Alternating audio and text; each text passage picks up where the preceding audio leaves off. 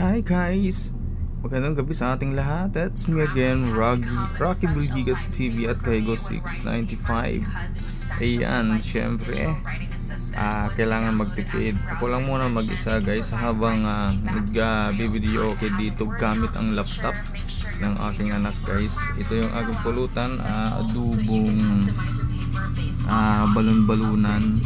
At syempre ito, bahala na kayo kung anong sa isip nyo, hulaan nyo na lang guys. So yun nga, ako lang muna mag-isa mga kahegos dahil sobrang sunod-sunod yung gastos ng kahegos nyo. Medyo napag-isip ko, kailangan ko siguro munang i-control yung paggagastos, kaya ako lang muna mag-isa.